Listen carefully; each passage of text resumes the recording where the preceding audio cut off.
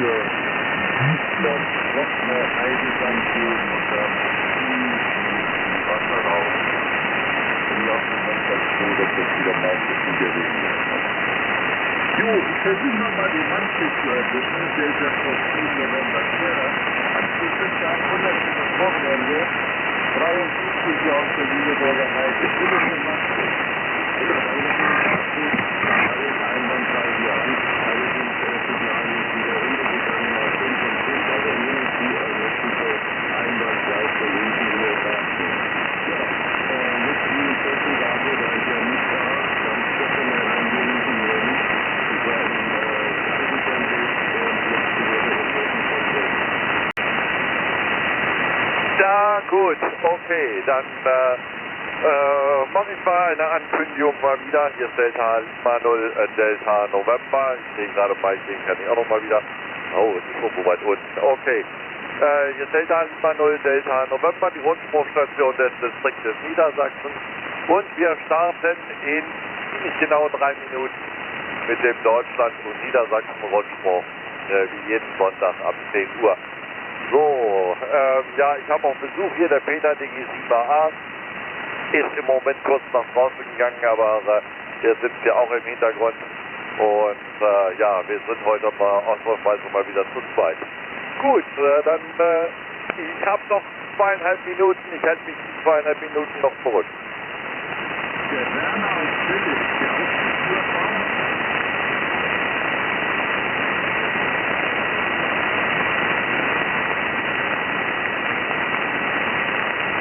Ja, dich habe ich vermisst.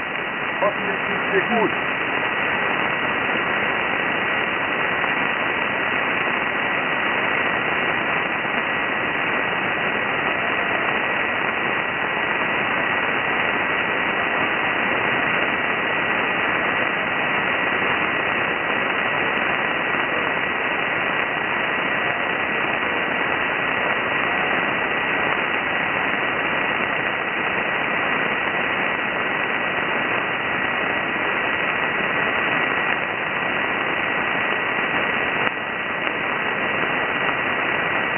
Siehst du, Amateurfunk bildet. So, ich bin jetzt hier auch weg von der Frequenz. Nein, ich höre natürlich zu, aber von der Sendefrequenz. Wünsche allen einen schönen Sonntag. 73. Tschüss. Ich darf uns alle einmal, die dann nachher nicht mehr reinkommen, die wir warten, ja. Ich wollte einen schönen Sonntag.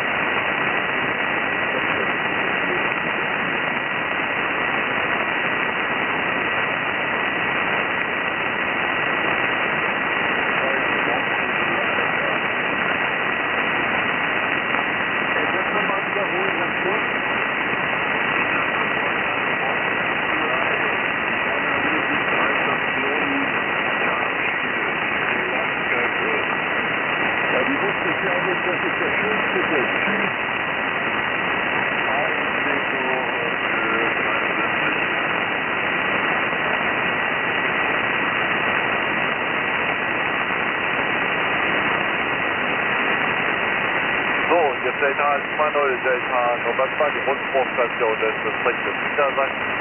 Und in wenigen Sekunden kann ich hier auch mit dem Rundspruch starten. Jawohl. Am meisten hier natürlich wie immer der Helmut, der da von 9 Oscar. Und nach meiner Uhr haben wir noch 5, 4 und so weiter. Dann können wir mit dem Rundspruch starten. Hallo, liebe SPL, 211 und OM. Dieser sind in Deutschland Rundspruch Nummer 20 des Deutschen Amateurradioclubs für die 21. Kalenderwoche 2020, der Sendetermin 21. Mai. Bei dieser Sendung haben wir Meldungen zu folgenden Themen im Programm. Wir beginnen mit dem Satelliten Husky Sat 1 oder auch HO 107. Der Transponder ist offen. Vom 26. bis 28. Juni gibt es Ham-Feeling virtuell. Die US Contest University, die lief online über die Bühne. Dann haben wir aktuelle Conteste im Programm und was gibt es Neues vom Bunkertag. Zum ersten Thema im Deutschland-Rundspruch Husky Sat 1, HO 107. Der Transponder ist offen. Der Transponder auf Husky-Sat 1, der kürzlich die Oscar-Nummer 107 oder kurz AFU 107 erhalten hat, wurde aktiviert und steht zur Nutzung zur Verfügung. Darüber berichtet AMSAT-Vizepräsident Drew Glassbrenner, Kilo Oscar 4 Mike Alpha. Er ist ziemlich empfindlich und 5 bis 10 Watt HF sind meist völlig ausreichend. Durch die Ausrichtung des Satelliten gibt es einige Fading-Effekte und einige Passagen sind definitiv besser als andere. Starke Signale können die Stärke der Barke beeinträchtigen, erklärt KO4MA. Bei Husky-Sat 1 handelt es sich um einen ersten CubeSat aus dem Husky-Satellitenlabor der Universität von Washington und die erste Mission mit dem linearen Transpondermodul LTM-1, der AMSAT, einem VU-Transponder und einer integrierten Telemetriebarke sowie einem Kommandoempfänger. Der Husky-Sat 1 VU-Transponder arbeitet invertierend mit einem Uplink im Bereich von 145,910 bis 145,940 MHz und einem Downlink von 435,810 bis 435,840 MHz. Die 1200 Baud BTSK Telemetriebarke befindet sich bei 435,800 MHz. Darüber berichtet der US-amerikanische Amateurfunkverband ARRL. Vom 26. bis 28. Juni gibt es Ham-Feeling virtuell. Die Messegesellschaft Friedrichshafen und der ideelle Träger der Ham Radio, der DRC e.V., arbeiten derzeit intensiv an einer Ham Radio Online, die vom 26. bis 28. Juni im Internet stattfinden soll. Die Aussteller wurden und werden bereits dazu aufgerufen, ihre Neuheiten und Produkte vorzustellen. Und auch das Bodensee-Treffen sowie Teile des Rahmenprogramms sollen den virtuellen Besuchern ein Stück Ham-Atmosphäre vermitteln. Die Corona-Pandemie stellt besondere Herausforderungen an die Organisatoren der Großveranstaltungen. Auch wenn die 45. Ham Radio in Friedrichshafen auf den 25. bis 27. Juni 2021 verschoben worden ist, die CQDL 5/2020 berichtete auf Seite 17, steht für den ideellen Träger DRC e.V. im Zeitraum vom 26. bis 28. Juni 2020 nun die Ham Radio Online auf dem Plan. Eine Übersicht neuer Amateurfunktechnik ist genauso in Planung wie Vorträge und Ehrungen. Aktuell arbeitet das Koordinationsteam an der inhaltlichen Ausgestaltung. Die bisherigen Planungen sind sehr vielversprechend. So der erste Vorsitzende des DARC e.V., Christian M. Zellner, DL3NBG. Weitere Informationen und Internetlinks werden in der Juli-Ausgabe der CQDL veröffentlicht, die am 19. Juni erscheint. Bereits jetzt weit fortgeschritten ist die Ausgestaltung der SDR Academy, die auch Teil der Ham Radio Online ist. Die Software Defined Radio Academy, kurz SDRA, findet in diesem Jahr innerhalb der Ham Radio Online am Samstag, dem 27. Juni statt, allerdings in etwas veränderter Form. Referenten und Moderatoren treffen sich zunächst in einem virtuellen Raum auf einem Videokonferenzserver. Dieses Verfahren wird von vielen Ortsverbänden bereits in sehr ähnlicher Form bei Video-OV-Abenden genutzt.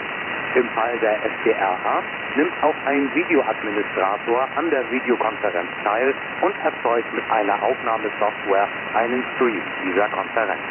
Die Software ist in der Lage, den Stream an einen YouTube-Server zu schicken, von wo aus er von allen interessierten Zuschauern auf der ganzen Welt nahezu in Echtzeit angesehen werden kann.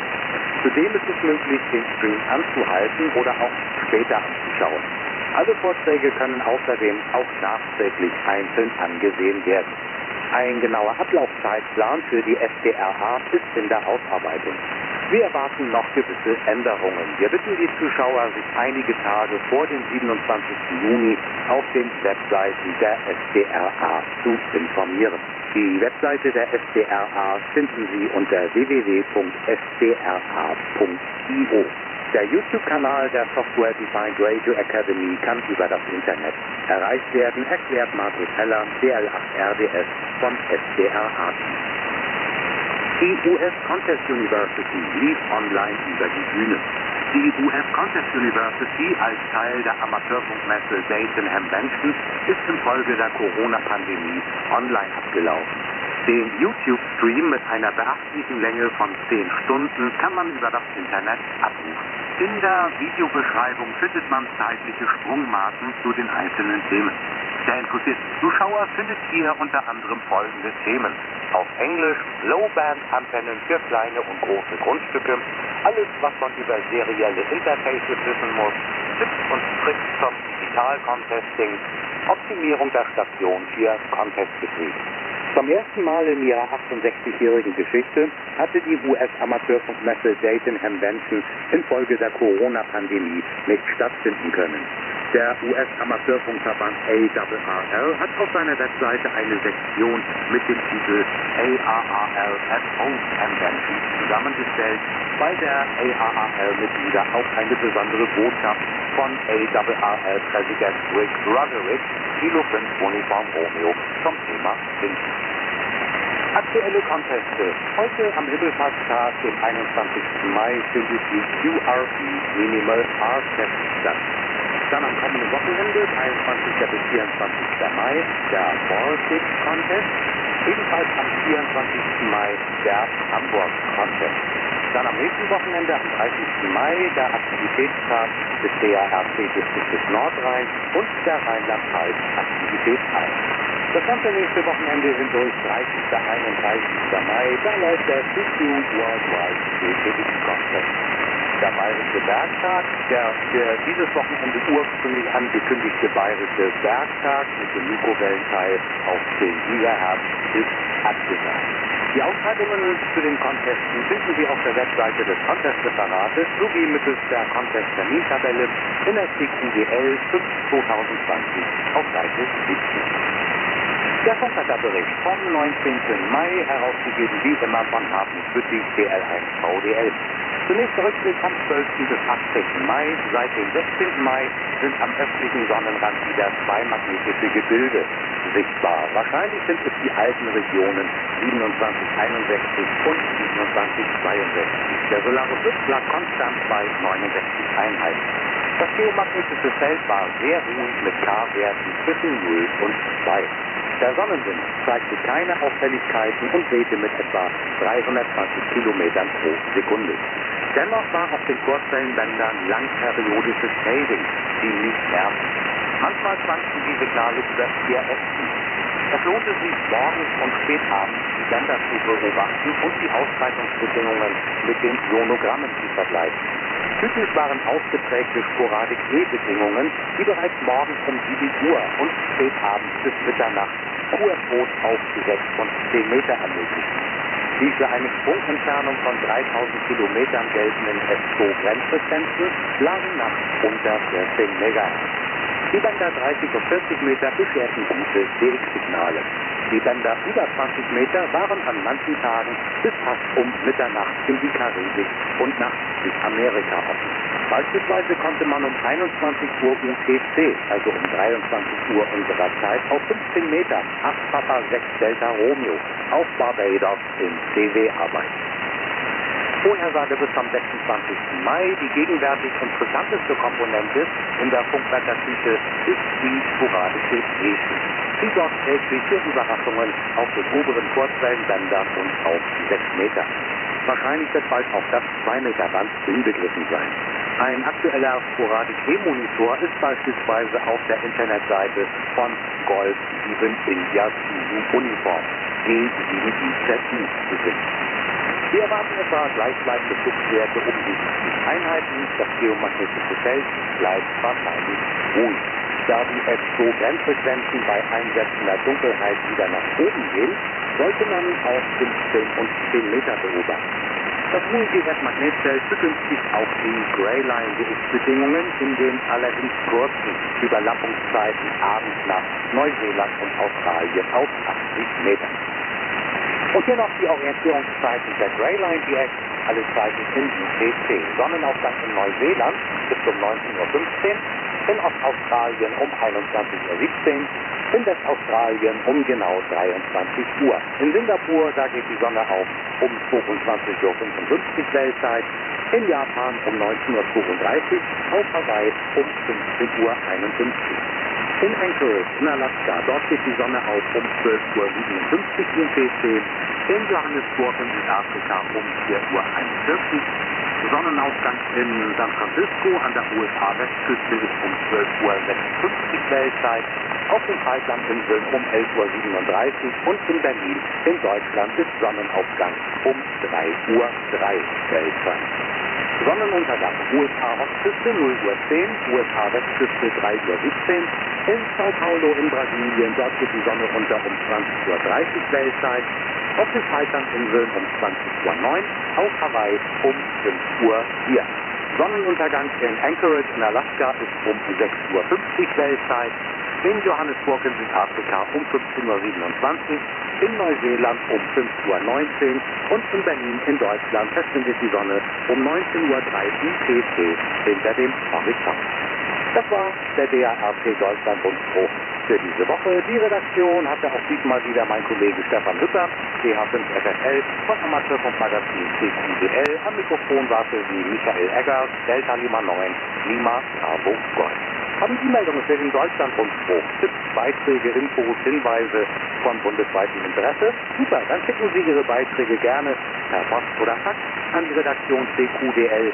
Sie kennen ja die bekannte Adresse Münzenallee 4 im Baunatal, sowie per E-Mail bitte ausschließlich an die Adresse redaktion@dart.de. Und ich weise noch einmal auf den Redaktionsschluss für den Deutschland-Rundspruch hin. Immer bis Mittwoch um 10 Uhr sollten Ihre Beiträge für den Deutschland-Rundspruch bei uns eingetroffen sein. Alles, was später eintritt, kann dann nur noch in Ausnahmefällen zur Berücksichtigung im Deutschland-Rundspruch finden. So, das war der Deutschland-Rundspruch und es geht nach einer kurzen Umschaltpause mit dem Niedersachsen-Rundspruch hier bei Delta Lima 0 Delta November weiter.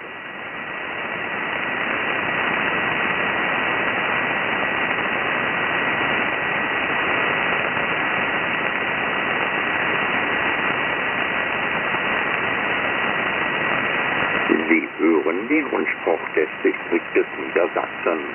Heute die Nummer 21 ab 21. Mai 2020. Neues 2 Meter Remis im Harz. Der Ortsverband Osterode am Harz, Hotel 19, hat einen Betrieb genommen auf dem Ravensberg, Delta Bravo 0, Romeo Bravo Golf, auf 670 Meter über Normal 0, bei Bad Sachsa im Südharz. Die Frequenz ist 145,7625 MHz. Derzeit im Testbetrieb rein analog. Geplant ist in Zukunft ein analog C4FM-Relais. Die hauptsächliche Strahlrichtung ist der Süden Niedersachsen und Thüringen.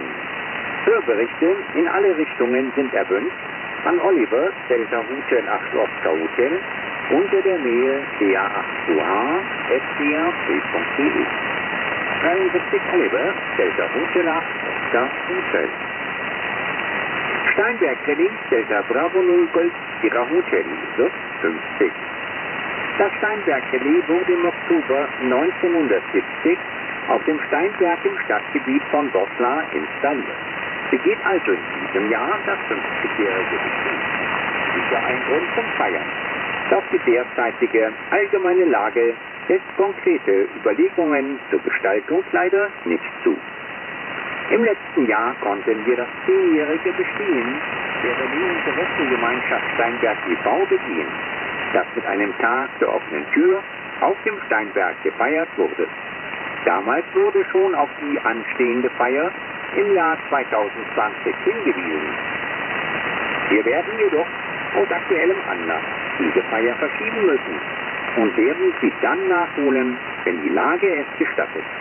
Ganz werden wir aber in diesem Jahr auf eine Würdigung des Jubiläums vom Delta Bravo 0 Golf Sierra Hotel nicht verzichten. Wir planen die Herausgabe eines Jubiläumsdiploms, das ganz nach Punktart durch eigene Aktivitäten auf unseren Amateurfunksendern gearbeitet und erworben werden kann. Näheres dazu werden wir in absehbarer Zeit auf den Steinberg gelesen, aber natürlich auch in den verschiedenen Publikationen unseres DRC in Baunatal und im Distrikt Niedersachsen veröffentlichen. Liebe X2L, 2Ls und OM, Lasst euch überraschen, was der Ortsverband Hotel 09 und die Relais-Interessengemeinschaft Steinberg da vorhaben. Und was das Fest zum 50. angeht, auf Geschoss ist nicht aufgehoben. Bis bald, eure Relais-Interessengemeinschaft Steinberg e.V.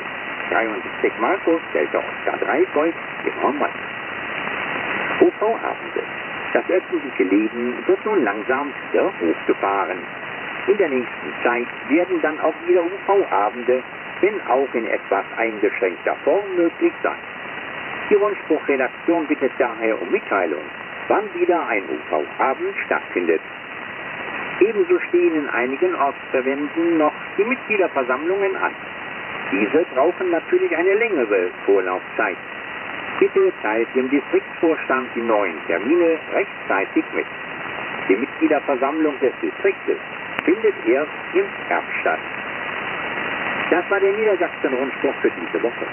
Weitere Informationen gibt es auf unserer Internetseite drc.de/h. Hier kann dieser Rundspruch auch nachgelesen und angehört werden.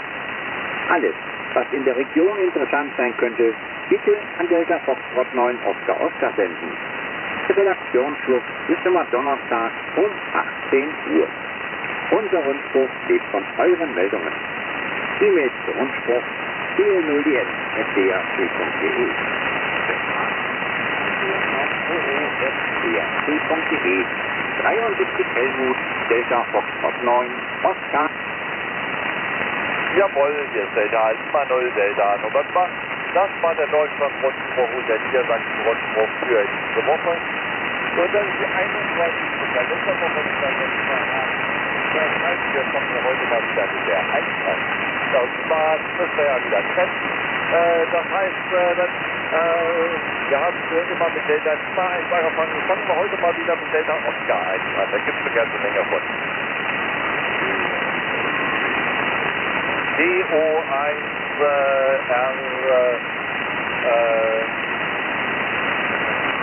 nochmal, wer war das?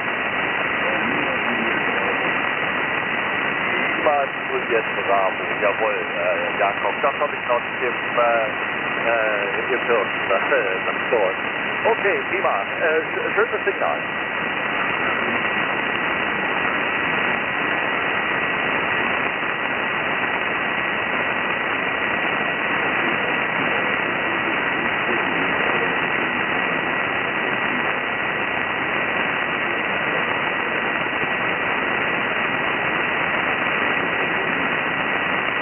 Jo, ganz genau von 9 hier. Macht's gut. So, die nenne ich Delta Oscar 1.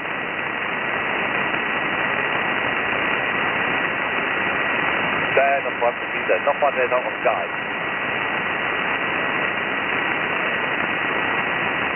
Delta Oscar 1 Alpha Tango Radio.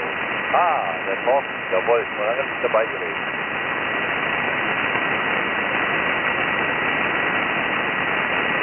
Jo, 10 über 9 hier und der nächste Delta Oscar 1.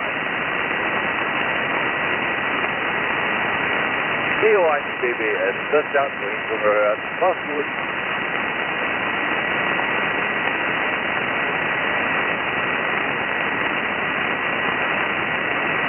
Ja, genau ist 9 hier, kein Problem.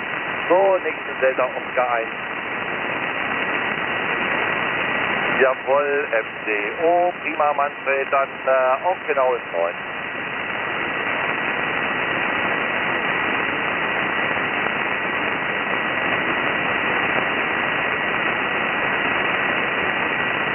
Jo, 73, macht's gut Manfred. Und noch ein Delta Oscar 1. Delta Oscar 1, Romeo Kilo. DO1 Romeo Kilo, Roland, auch genau 59. Ja, und die 73 aus Dortmund da. Schönen guten Tag. Jo, mach's gut, 73. Und noch ein Delta Oscar 1. Jawohl, da habe ich nämlich eben gerade dran gedacht, Armin. Okay, auch dir wünsche ich eine schöne Woche. Ja, mach's gut. Und haben wir noch ein Delta Oscar 1.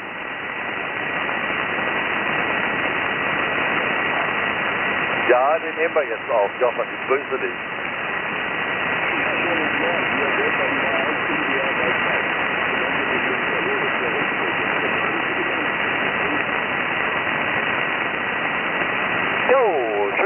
Signal wieder von dir, aber das kennen wir. Jochen, eine schöne Woche wünsche ich dir. So, der nächste Delta Lima 1. Delta Lima 1, Moskal Verkehrer, Kurs, auch das sieht gut aus.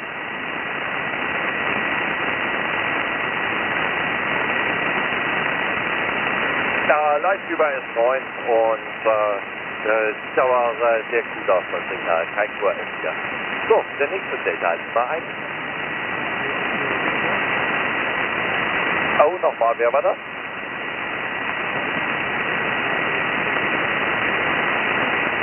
Delta Lima 1, Bravo, nee, ich hab's noch nicht.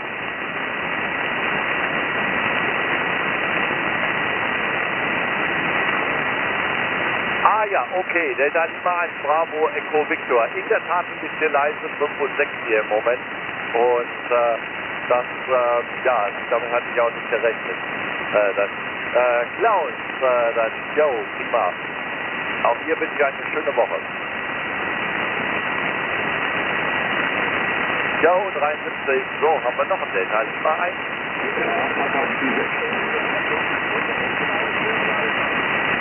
CL1 Kilo Foxtrot Lima war der stärkste, das Fang. Auch hier wünsche ich eine schöne Woche.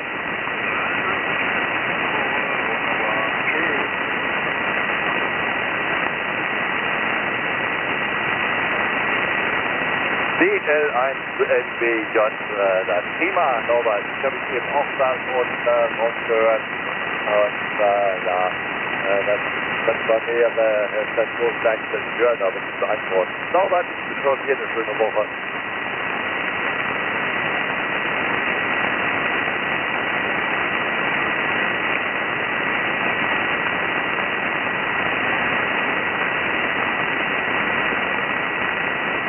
Ja, ebenfalls 10 über 9 hier. Mach's gut, Norbert. Und der nächste Delta Lima 1. DL1 Papa Quebec. Andy, ich habe eben auch noch rausgehört. Genau. Das ist auch wieder schönes Signal über S9.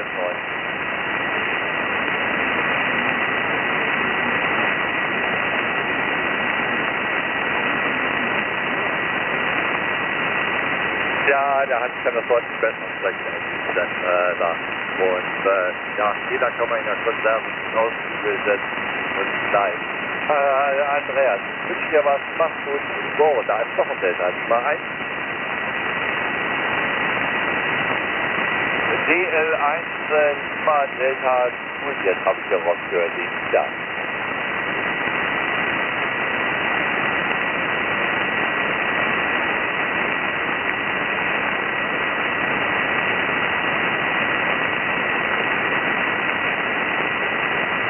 Ein bisschen leise heute wieder. 5 und 7, aber kein Problem. Ich wünsche dir was. Mach's gut. Hier noch ein Delta Lima 1.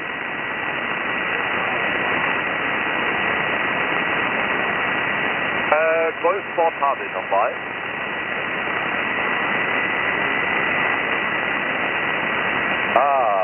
EAG-tragbar. Jawohl. Prima, Rolf.